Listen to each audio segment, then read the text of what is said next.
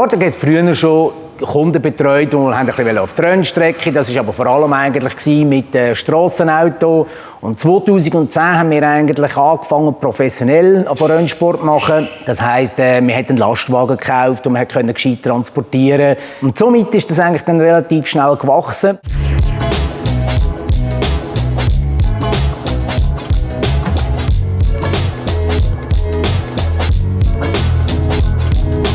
Vor allem damals ist das ein Kind, ein Baby von mir gewesen. Das muss man lieben. Und wenn man das einmal gemacht hat, dann lässt einem das nicht los. Und ich glaube, ich habe das mit viel Herzblut damals angefangen. Es ist dann eigentlich schneller gegangen, wie das wir wollten. Es sind dann einfach immer mehr Autos dazugekommen.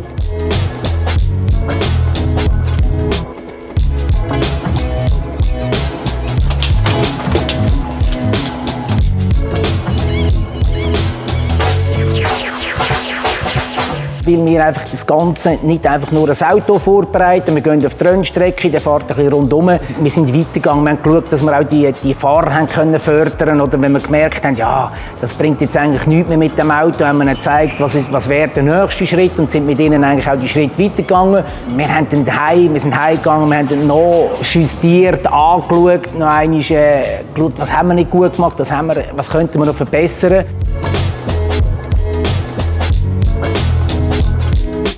Wir haben Fahrer, die sind seit über 10 Jahren bei uns dabei, sie fahren immer noch. Und ich glaube, das ist schon das, dass man sie eben im Gesamten betreut hat, dass man nicht einfach nur gesagt hat, Auto vorbereiten, Rennen, Nachbearbeitung, sondern immer wieder ein bisschen geschaut, was könnte man machen, was gibt eine gute Möglichkeit.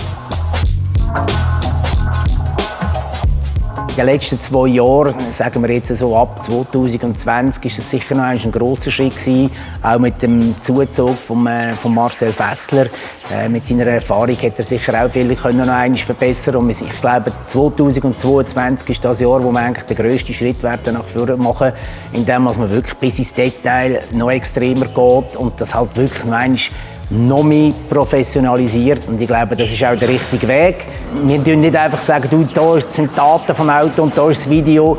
Wir befassen uns damit befassen. Und es ist nicht nur einmal, es kann sein, dass ich zu oben oder der Marcel und ich zu oben noch lange dort hocken und das Zeug analysieren.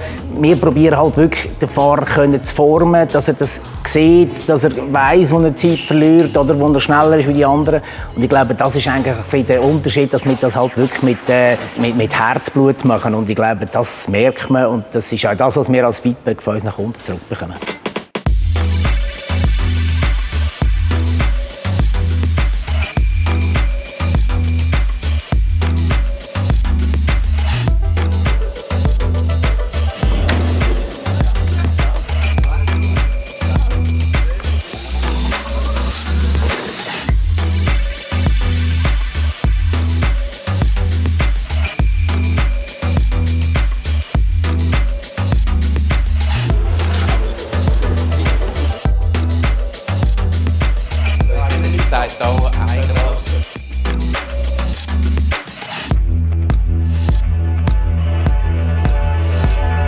Hallo zusammen, ich möchte euch gerne das Team Sportec Racing vorstellen. Wir laufen mal durch die Box durch, schauen gerade dazu. Das ist der Florian Dosot, unser Freelance. Mal, wenn es mitkommt für das Rennwochenende, immer präzise und sehr gut. Da hinten der Reifen, der sich jetzt ein bisschen versteckt, ist der Adrian Sutter, unser Allrounder. Ein sehr guter Mechaniker, er ist auch unser Truckie und das ist natürlich wichtig, so gute Leute kann man brauchen. Dann gehen wir mal dahinter. Das wäre der Adrian Spescha hier. Darf ich schnell Adrian Spescha, den Specialist, vorstellen? Er ist auch Mitarbeiter von Sportec Racing und kümmert sich eigentlich auch um die sehr schönen GT3 Cup-Autos mit den Brüllen. Das ist der Andreas Hodl. Alles, was technisch ist, betreut er bei Sportec Racing. Wir zusammen unterstützen eigentlich das Team oder respektive leiten das Team so gut dass wir können natürlich, dass es auch erfolgreich wird sein. Der Fessler und ich, die Geschichte, wie wir uns kennengelernt haben, ist eigentlich über meinen Vater gegangen. Mein Vater hat damals in deiner damaligen jungen Karriere dich unterstützt. Ich weiss nicht mehr, wann war das? Ich glaube 1850, oder? Ja, genau. Ja, das ist natürlich schon sehr, sehr lang her. 97 war es so das erste Mal, als wir uns kennengelernt haben, Grexi Vater und ich. Ich war natürlich als junger Rennfahrer immer auf der Suche nach Unterstützung, nach Sponsoren. Ich habe das Glück gehabt, dass der Urs mich damals unterstützt hat. Weil ohne das wäre ich gar nie als ganz hochgekommen im Rennsport. My very first time was here with the team La Filière. I was a young kid driving in Formula Campus here at this huge stage here. And this was my first impression. But then my real first 24-hour of Le Mans, it was 2006. And it was a real great experience actually. I have to say it was bigger than I thought. And for sure, when you do it once, you get addicted about that and you want to come back every year again. For sure, for me, the first time was the best one, but each of them is almost the same or is the same because, winning is so hard and then winning at 24 hours or especially the 24 hours of Le Mans, it's never easy. So when you get there in the end, and like we did it 2011 with just a gap of 13 seconds of second place, it was amazing. It was I was actually speechless afterwards, and I felt like being in heaven. It was definitely my best moment in my career. So haben wir uns auch kennengelernt. Jetzt damals eben vor 100 Jahren der Vater dich unterstützt und heute bist du Teil von der Sportec und hilfst uns jetzt die Firma aufzubauen im Racing und nach deiner doch sehr erfolgreichen und glorreichen Rennsportkarriere, dass du das Potenzial in unserer Firma siehst und da jetzt Fuß fassst und uns jetzt hilfst, die Firma richtig cool aufzubauen, finde ich halt eben auch noch lässig. Noch eben, der Kreis schließt sich ein bisschen. Oder? Wir haben jetzt eins, was ziemlich stark als grosser Unterschied ist natürlich, wir haben ja zuletzt extrem viel investiert in die Sportart an sich. Ich glaube, die grösste Veränderung, die wir gemacht haben, ist im Racing. Also wir haben ja doch in Manpower, in Infrastruktur investiert. Wir stehen gerade vor etwas Neuem. Absolut. Ich meine, der Grund ist ja ganz einfach. Geh mit der Zeit, so gehst du mit der Zeit, oder? Ja. Das ist eigentlich ein guter Slogan.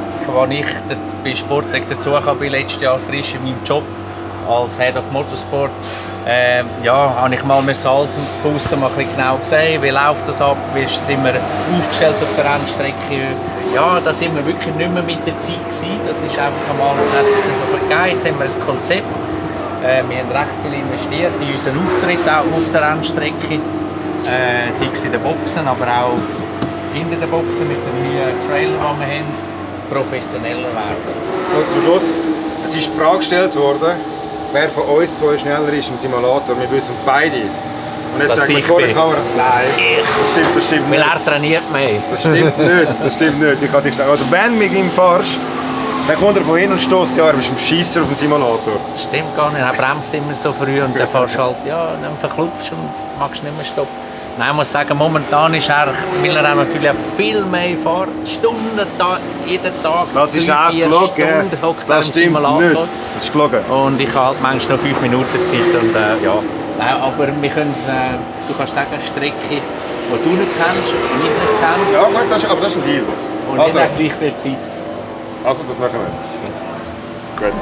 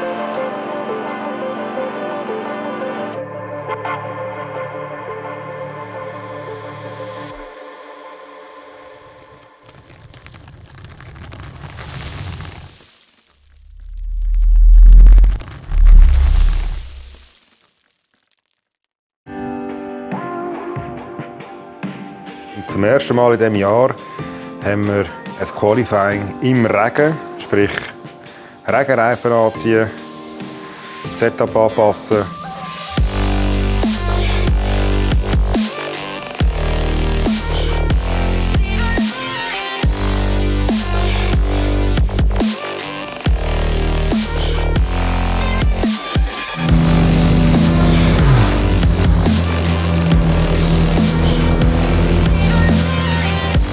So, und jetzt nehme ich euch mit auf eine Runde in Dijon. Da kommen wir schon mit ungefähr 250 fahren. Wir bremsen hier bei rund 200 Meter. Im Trockenen sind das schon nach 150 Meter. Es ist rutschig. Je nach Linie da geht man im Regen suchen, wo ungefähr Grip hat. Da sehen, da kann man relativ eng fahren. Wichtig ist genau, dass man da eigentlich rechts bleibt, dass man da schön mit Schwung reinfahren kann. Auch da hat man herausgefunden mit der Zeit, innen genug Grip. Man muss sich halt zurechtfinden. Da spät anbremsen, wieder innen bleiben. Wie ihr gesehen habt, da kann man auch früh aufs Gas. Der Kollege nebendran hat die Ausserlinie genommen. Das ist halt immer unterschiedlich. Da muss man wieder weit holen gehen. Man versucht immer eine andere Linie zu fahren. Da hat es einen Rutscher gegeben, das gibt es halt. Man hat versucht natürlich innen oder außen anzubremsen. Dort, wo man natürlich normal ist, im Trockenen fährt, hat sehr viel Grip. Im Regen, nass und Gummi, das kommt nicht gut. Da auch beim Rausbeschleunigen, da ist die gleiche Linie beim Trocknen. Da zum Beispiel geht man später an den Scheitel her, weil außen mehr Grip ist als innen. Aber weiterhin wichtig, dass man da an den Scheitel kommt. Auch wenn man jetzt da rutschend aus der Kur rausfährt. Da ist wichtig, dass man wirklich sehr viel Speed mitnehmen kann. Aber ihr seht, da geht man früh aufs Gas, aber im Regen kommt man natürlich nie auf die Geschwindigkeit wie im Trocknen. Es ist halt ein bisschen Jonglieren. Da sehen wir zum Beispiel, wieso ich jetzt da rechts fahre. Normalerweise im Trocknen fährt man links. Das hat einen ganz einfachen Grund. Da hat es mehr Wasser, um zum Regenreifen zu kühlen. Das war die Runde.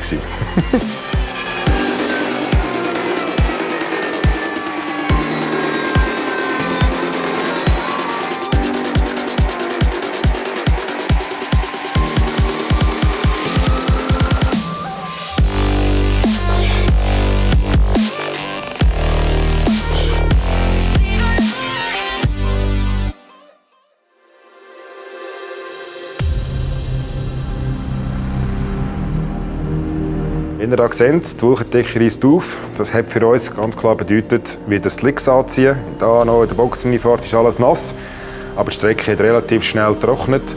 So war für uns klar, wir fahren mit Slicks raus. Sprich, das Rennen findet ganz normal im Trockenen statt und bedeutet auch massiv viel mehr Speed.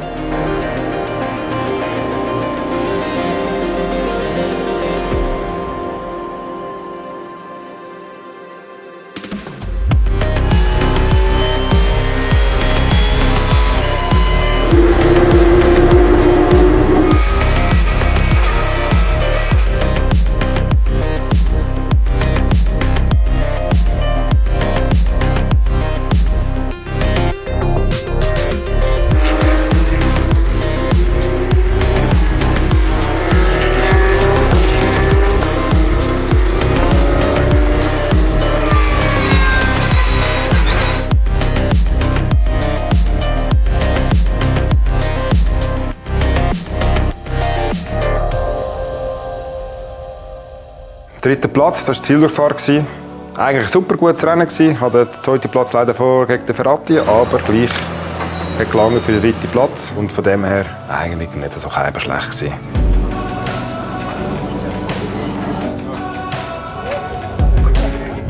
Vortex Racing auf dem dritten Rang. Craig Burkhardt.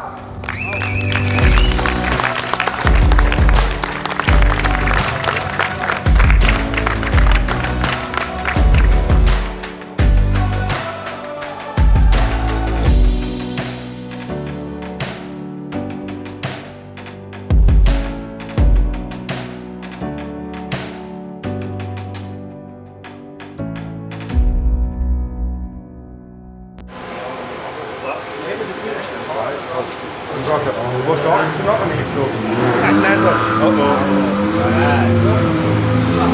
Ja, Greg, erzähl mal von deinem Rennen. Ich glaube, ich habe ein gemischtes Gefühl. Das Resultat war nicht schlecht. Quali im Regen und P2 rausgeholt. Das war eigentlich cool. Ich fahre gerne im Regen. Jetzt im Rennen konnte ich es nicht zu 100% umsetzen. Ich bin eben dritt geworden. Bin aber gleich zufrieden, weil die zwei Ersten, die fühlen sich da die Hause. Der Eberhard ist auch wirklich seine Hausstrecke. Mit dem Ferrari leider auch ein bisschen aggressiv gewesen.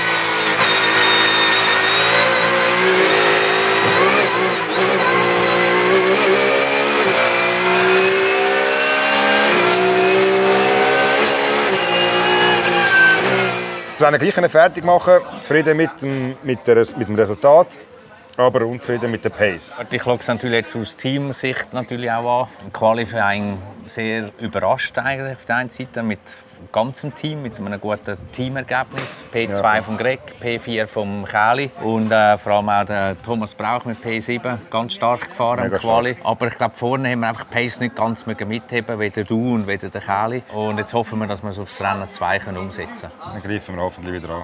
Voll, Max Attack. Und wie üblich haben wir 2 Rennen und das sind 2 Sprintrennen, sprich 2 mal eine halbe Stunde.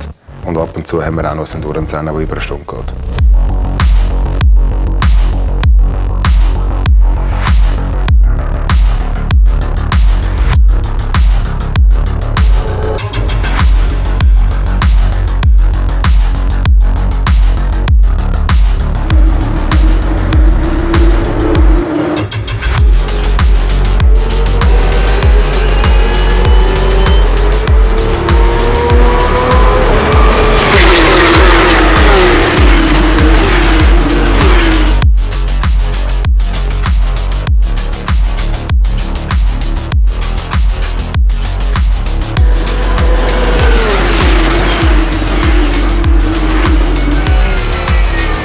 Ja, bis jetzt ist alles gut gelaufen. Bis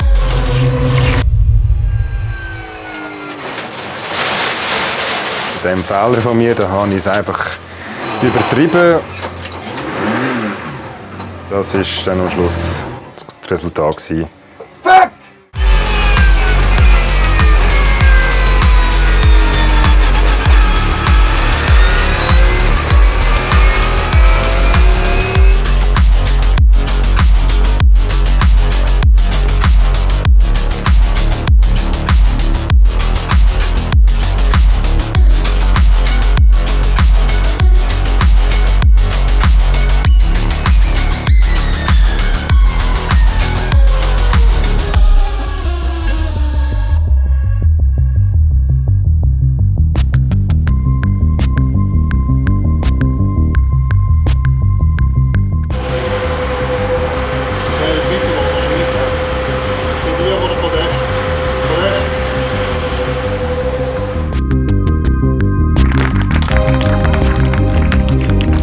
Mein Ausfall hat mich natürlich extrem genervt, aber dafür hat der Ernst Keller den 3. Platz einfahren. Top-Leistung von ihm, da sind wir stolz drauf. Er soll auch weiter so machen.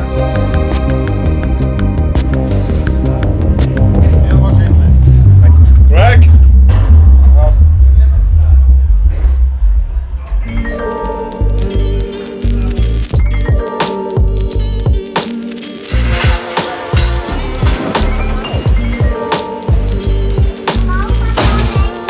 Ja, ich verlasse die Show mit gemischtem Gefühl. Das erste Rennen war eigentlich nicht so schlecht, den 3. Platz reinholen. Das zweite Rennen war ein Scheiß. Und dann gleich noch verloren gegen den Ferrari. Keller definitiv über das ganze Wochenende bessere Performance gehabt. Auch im zweiten Rennen hat mich dann auch geschnappt schlussendlich. Dummer Fahrfehler von mir ist mir das Zügel verreist in einer Kurve und ins Kies gelandet. Und somit ist das Rennen vorbei gewesen. Also ein weiterer Nuller für die Saison eingefahren. Das ist natürlich für die Meisterschaft nicht sehr hilfreich. Ich bin gleich mega stolz. Keller ist dritt geworden. Das zeigt, dass der Routinier halt immer noch am Fahren. Das ist schön. Der Brauch hat sich noch mal steigern, ist 8 geworden. Jetzt geht es zuerst mal heim, dann noch mal analysieren, schauen, was falsch gegangen ist. Vielleicht gibt es viele Sachen, die man am Auto für mich anpassen könnte, dass ich mich wohler fühle. So, jetzt gehe ich heim.